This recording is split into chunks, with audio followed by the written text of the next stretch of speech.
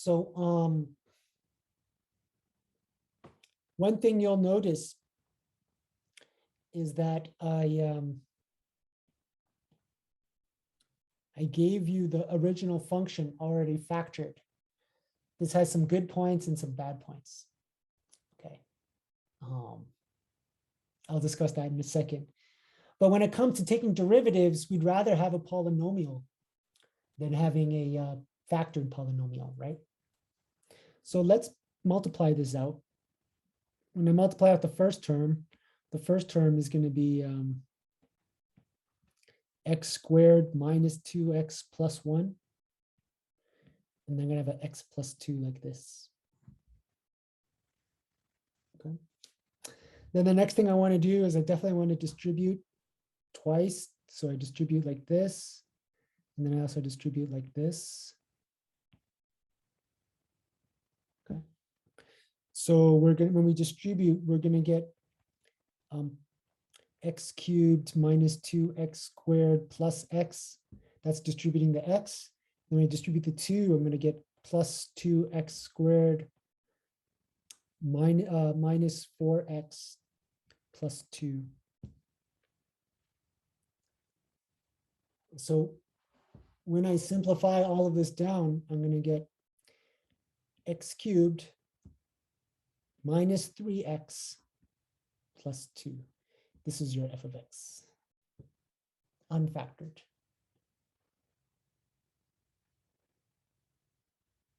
Okay. All right. Seeing this is very useful for us. One of the first things that we want to do, if you look at the guidelines for curve sketching, you want to find the domain. You want to see if it's symmetric. You want asymptotes and end behavior. These are all big picture concerns. So when I look at this guy, the domain is going to be from negative infinity to positive infinity.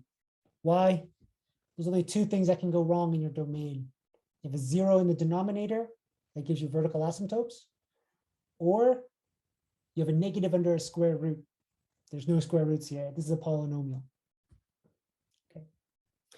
The second thing we want intercepts. So here's where I'm glad they factored this for us. So to find the x-intercepts, you set the y-coordinate equal to 0, and you solve for x.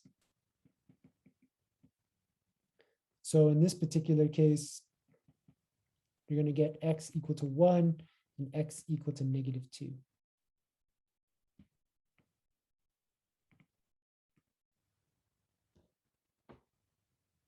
That's great for us. So we can go and label those x-intercepts down on our graph below. X equal to negative 1 and x equal to 2. Those are the two. 1 and negative 2. I got it backwards. 1 and negative 2. Those are our two x-intercepts. Okay. We also want to figure out what the y-intercepts are going to be. So the y-intercepts are going to be, you set the x equal to 0 and you solve for y. So we got y is equal to 0 minus 1 squared, 0 plus 2. You know what? It's easier to actually plug it into this function. So let me do that instead. You're going to get 0 cubed minus 3 times 0 plus 2. That gives you 2.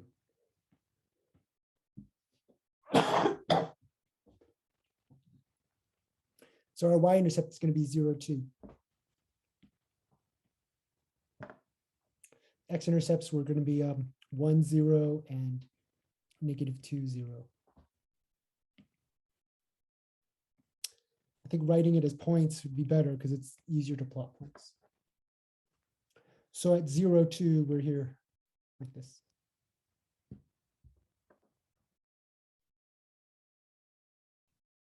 Any questions so far? The third thing we want to do, as I referenced on the other page there, is we want end behavior. In this particular case, it's a polynomial. This means the leading term dominates.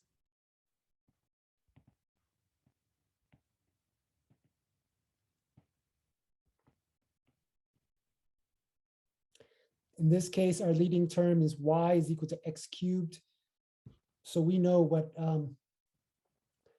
that looks like, right? Y equal to x cubed is the John Travolta graph. So it looks something like this. So we know that as x goes to positive infinity, y is going to positive infinity. As x goes to negative infinity, y goes to negative infinity. So it's going to come up, it's going to shoot up on this side. It's going to shoot down on this side like this. I'll fix those pictures later once I have more information, but I kind of know what it's going to look like as you go off to infinity. Any questions about that so far? So this is end behavior.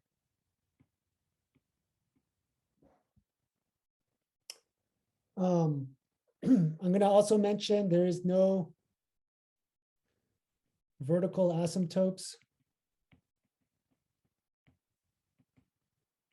since the denominator is never 0. Okay. All right. So all of this was just forming the framework of our graph. These are big picture type things. Okay. So I don't know if you guys see the beginnings of a graph, but I do. I mean, it's going to come. There might be some sort of local mins, local maxes going on over here. I got to figure out the details, and then it comes up this way. So I know globally what it looks like. I just got to figure out all the details going on in here. Calculus gives me all the detailed information I need. It's at this point we have to use calculus. So we know that our f of x is going to be equal to x cubed minus 3x plus 2. This means when I take the derivative f prime of x, that's going to give me 3x squared minus 3. I can factor out a 3. This gives me 3. And then I can have x minus 1, x squared minus 1, right? X squared minus 1 is the difference of 2 squares. We got to factor that. So that's going to give you x plus 1, x minus 1. Does that make sense to everybody?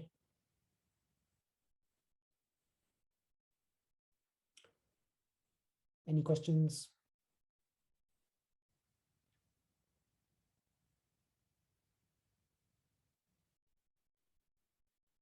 So I can draw a little number line here. Here's -1.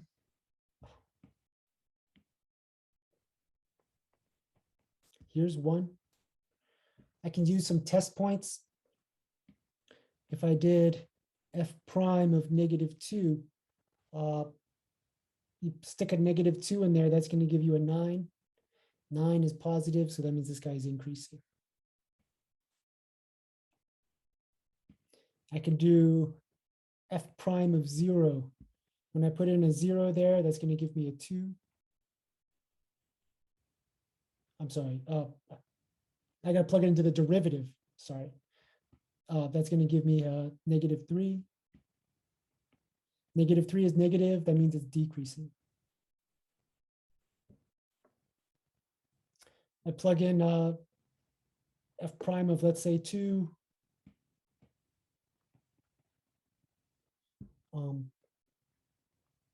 You're going to get a 9. It's a positive number. That means it's increasing. So that tells us that we're going to have a max at -1. And then I want to really plug the -1 into my function f over here. So I plug a -1, that's going to be -1, -1 minus, that's going to become a +3. So it's going to give you a 2. And then 2 plus 2 is going to give you a 4. So we have a max at -1, 4. If I plug a 1 in, that's going to give me a min. So we have a min at, remember, plug into the original function. So it's going to be 1 minus 3 is a -2 plus 2 is 0. So you have a min at 1, 0. Okay. So we've already plotted this point 1, 0 over here, but we didn't plot this -1, 4 point. This is an additional anchor point. So here's our max, -1, 4.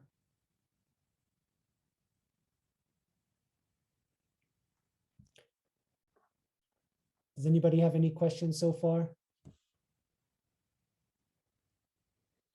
Can you guys imagine what this is going to look like now? Because I'm going to do the second derivative to confirm, but this is just an abstract thing, right? It's just to show it's decreasing. So let me delete that, let that throw you off. But to me, I'm imagining the curve looks like this. It goes maximum here, comes down, minimum here, and then comes up like that. Like to me, seems like that's where it's going to go. We'll know for certain once we do the second derivative test, or find the concavity rather. So we just did the increasing, decreasing.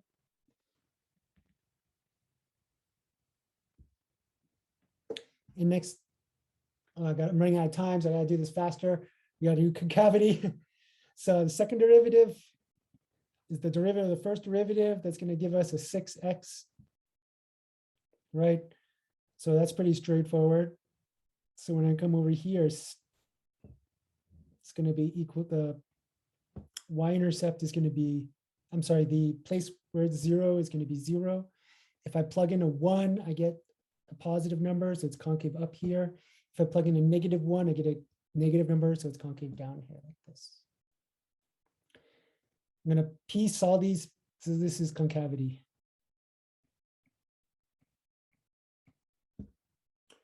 So I'm going to put those two graphs together.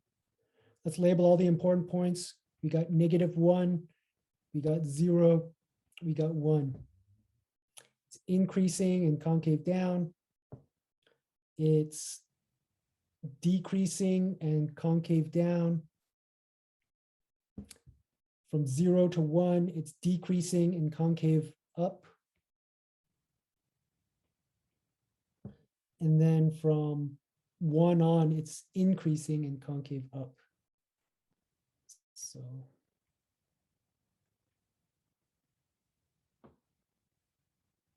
you can just imagine putting those curved arrows to our picture over here. So let's do this. This part goes, that's increasing and concave down. From -1 to 0, it's decreasing and concave down. From 0 to 1, it's decreasing and concave up. And then for this last part, from 1 to infinity, it's increasing and concave up. So I think this is what our graph looks like. Does that make sense to everybody? I have a question for concavity. Why did you use a 0? Do you see how I took the second derivative? Yeah. So when is the second derivative equal to 0? Because anywhere the second derivative is 0, that's where it could change concavity. Does that make sense? Oh, like Inflection points. Okay.